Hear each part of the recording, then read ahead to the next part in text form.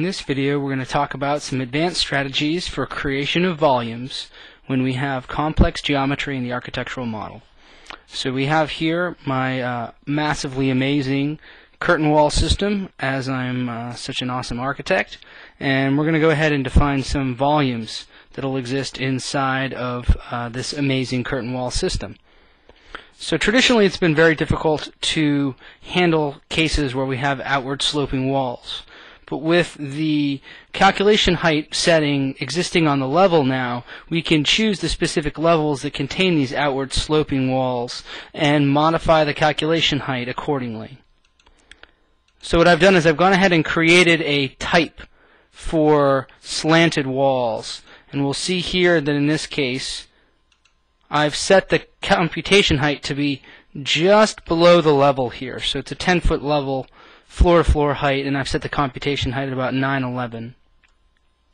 And if we go ahead and look at our first floor height, our first floor view, we can insert a space, and we will set our offset again to 0 and make sure we're setting the next level up. We can go ahead and place our space. If we look back here, we'll see that we've actually defined our space to catch for this outward facing wall, or outward slanting wall.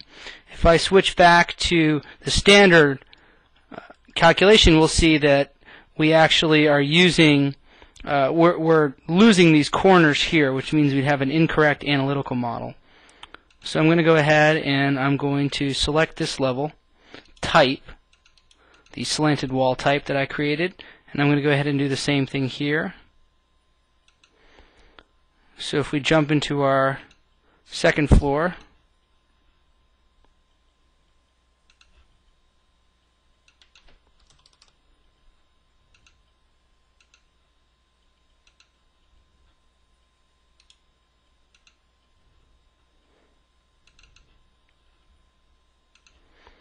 then we get up towards the top where it's slanting inwards. We can handle that as well. So we'll see here that we've now accounted for the outward sloping as well as the inward slope. And here we can see that we tackled the inward sloping portion up top, and this is caught because of the automatic calculation plane setting has been turned on. So it's detected that there are bounding elements that are sloping down below the 4-foot cut plane. So that automatically sets the calculation height down to 0 here. Now the final thing I want to talk about is an additional setting that's new for 2009 that allows us to determine a base offset value.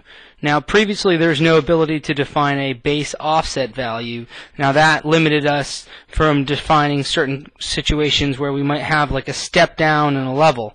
So if I go ahead and adjust this to be, let's say, -3 feet,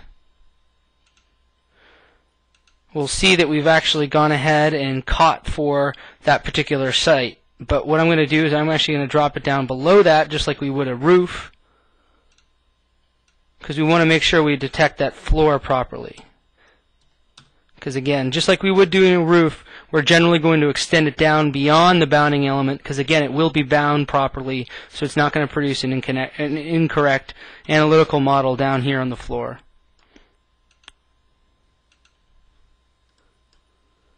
So if we go ahead and pivot around here, we'll see that we have a valid analytical model for analysis. If we switch over to our shaded view, you'll see the same thing here. Now keep in mind that you do have surfaces that appear between the individual spaces, but in our analysis calculations, or if we're moving over to the IES virtual environment, it's going to handle those like a whole, so air will move freely between each of those. So we would get a proper analysis as a result of that.